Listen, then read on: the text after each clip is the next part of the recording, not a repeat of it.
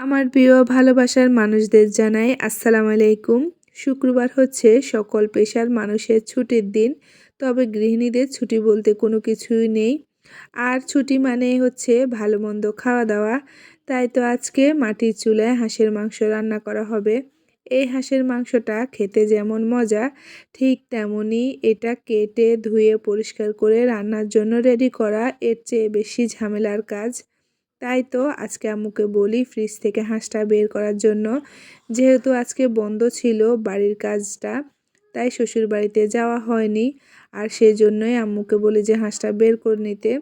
কারণ হাঁসটা ভালো করে পরিষ্কার করে রেডি করে নিতে হবে রান্নার জন্য, তাই।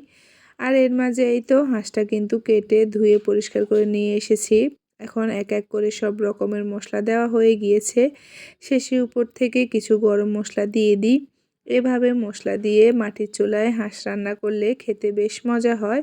আর মাটির চুলায় রান্নার একটা বিশেষ দিক হচ্ছে যে কোনো জিনিস কিন্তু তাড়াতাড়ি সিদ্ধ হয়ে যায়। এই যে দেখো এভাবে মশলা দিয়ে হাঁসটাকে কিন্তু কষিয়ে নিচ্ছি, হাঁসের মাংসগুলোকে। এর মাঝে আমার প্রিয় ভালোবাসার মানুষদের কাছে ছোট্ট একটা রিকোয়েস্ট, তোমরা যে যেখান থেকে আমার এই ভিডিওগুলো দেখো, যদি ভালো লেগে থাকে প্লিজ একটা লাইক আর সুন্দর একটা কমেন্ট করবে, তাহলে আমার ভিডিওগুলো অন্য মানুষের কাছে পৌঁছাবে।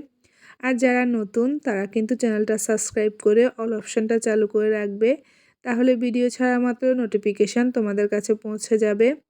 এই তো হাঁসের মাংসটাকে কষিয়ে এখন রান্নার জন্য আবার পানি দেওয়া হয়। আর এর মধ্যে এই যে দেখো রান্নাটাও কিন্তু একদমই কমপ্লিট হয়ে যায়। যেহেতু পুরো ভিডিওটা দেখাতে অনেকটাই সময়ের প্রয়োজন হয়, তাই একদমই শর্টকাটে তোমাদের সাথে শেয়ার করলাম। আর এখন অন্য পাত্রে কিন্তু ঢেলে নিচ্ছি। মাটির চুলায় রান্না করলে কিন্তু আমরা সবসময় এভাবে আরেকটা পাত্রে ঢেলে নিই। আর এই যে দেখো হাঁসের মাংসটার কালার মাশাআল্লাহ অনেক সুন্দর এসেছে।